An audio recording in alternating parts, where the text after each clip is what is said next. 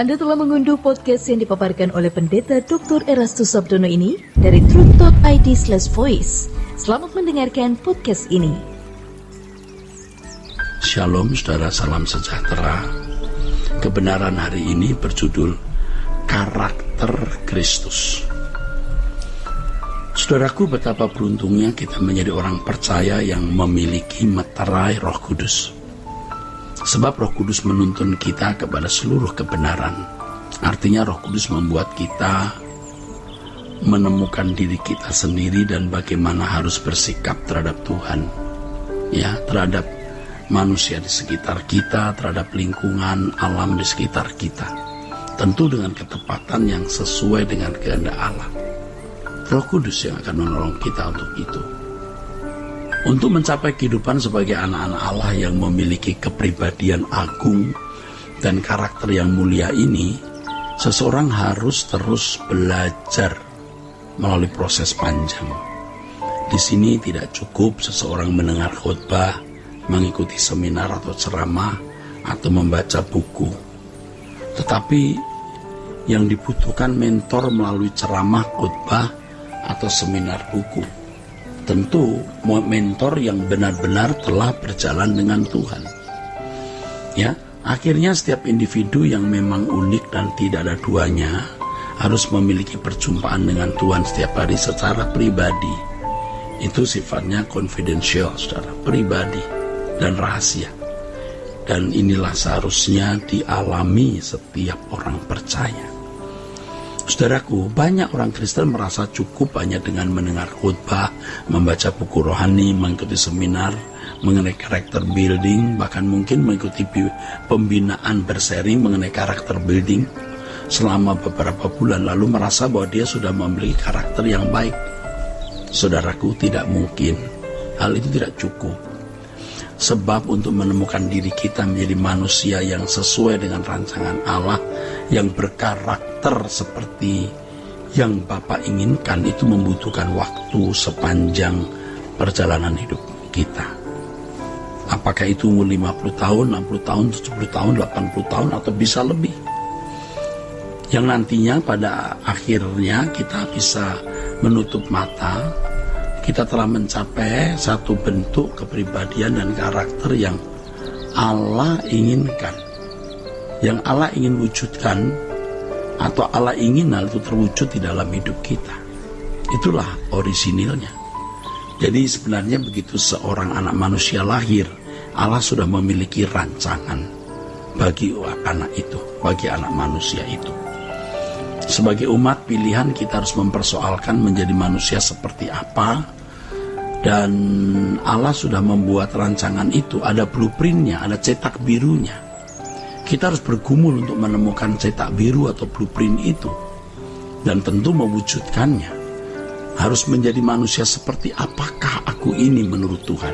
Itu yang harus kita persoalkan dengan serius. Memang semua harus merujuk pada karakter Kristus, namun karakter Kristus itu seperti apa? Ini yang harus kita ketahui, karena karakter Kristus adalah kemampuan untuk selalu mengerti apa yang Bapa kehendaki, sehingga segala sesuatu yang kita lakukan selalu sesuai dengan pikiran dan perasaan Allah. Saudaraku, tentu saja apa yang dialami oleh Yesus dengan apa yang dialami oleh kita masing-masing itu beda. Yesus menjadi manusia yang dalam segala hal disamakan dengan kita. Segala sesuatu yang Yesus lakukan selalu sesuai dengan kehendak Bapa. Sehingga Yesus bisa berkata, makananku melakukan kehendak Bapa dan menyelesaikan pekerjaannya. Itu yang menjadi prinsip hidup Tuhan Yesus. Demikian pula dengan kita. Kita mau memiliki karakter seperti Kristus. Tuhan mau kita menjadi pribadi yang unik, mulia, dan agung dengan kemampuan seperti Kristus yang dalam segala hal yang kita lakukan selalu sesuai dengan pikiran dan perasaan Allah. Oleh sebab itu dalam kekristenan, belajar mengenal karakter building tidak cukup hanya bicara apa itu rendah hati, apa itu lemah lembut, ya. Tidak cukup, saudaraku, ya. Karena kita memiliki ukuran Kristus, yaitu Yesus sendiri. Dan di dalam karakter Kristus itu ada kepekaan, ada sensitivitas kepada Allah. Ya, kita harus menjadi seperti Kristus, memiliki pikiran perasaan Kristus. Nah, saudaraku sekalian, jadi memiliki pikiran perasaan Kristus itu sama dengan kemampuan untuk bertindak selalu sesuai dengan pikiran dan perasaan Allah. Dan itu menjadi perjuangan hidup kita sampai kita menutup mata. Bahkan mestinya itu menjadi satu-satunya agenda hidup kita. Bersyukur bagi yang masih muda dan mengerti kebenaran ini, karena kalian sejak dini sudah berlatih untuk memiliki pikiran perasaan Kristus. Nah, sebenarnya inilah poros dari keselamatan itu, saudaraku. Bukan hanya menerima pengampunan dosa lalu dibenarkan, tetapi juga proses untuk dikembalikan ke rancangan Allah semula. Sehingga seseorang, saudaraku, benar-benar bukan hanya dianggap benar, tetapi berkeadaan benar. Proses menjadi seorang yang berkepribadian agung dan mulia, yang memiliki kemampuan selalu melakukan segala sesuatu sesuai dengan pikiran perasaan Kristus, itu tujuan hidup kita, itu agenda hidup kita satu-satunya. Dan inilah sebenarnya inti dari keselamatan. Jadi inti keselamatan itu bukan terhindar dari neraka lalu diperkenankan masuk surga, tetapi perubahan hidup di mana seseorang memiliki kualitas hidup seperti Yesus, yaitu dalam segala hal yang dilakukan selalu sesuai dengan pikiran dan perasaan Allah.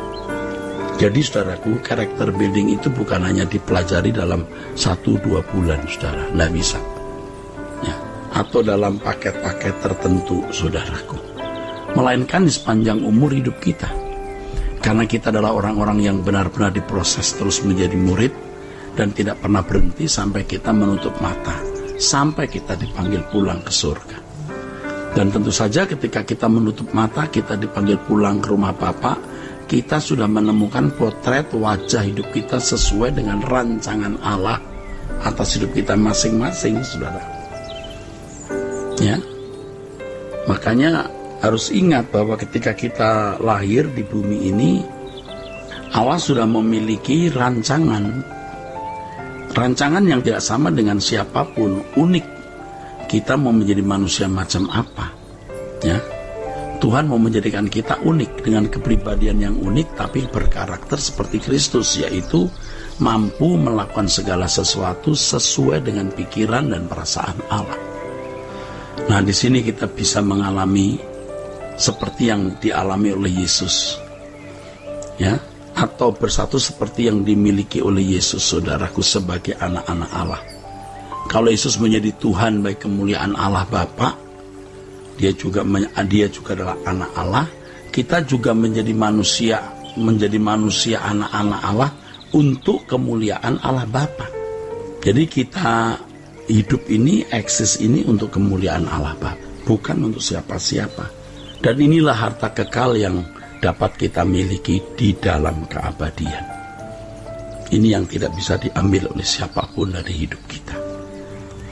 Dan kita tidak pernah menyesal menjadi orang percaya yang benar, yang diproses untuk menjadi semakin segambar dan serupa dengan Allah Bapa.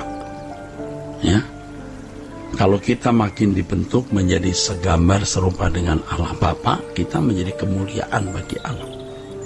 Jadi kalau kita tidak makin menjadi segambar dan serupa dengan Allah, kita tidak bisa menjadi alat bagi kemuliaannya. Ya, kalau Yesus menjadi Tuhan bagi kemuliaan Allah, kita menjadi anak-anak Allah untuk kemuliaan Bapa. Dimanapun kita berada, kita memancarkan kemuliaan Allah.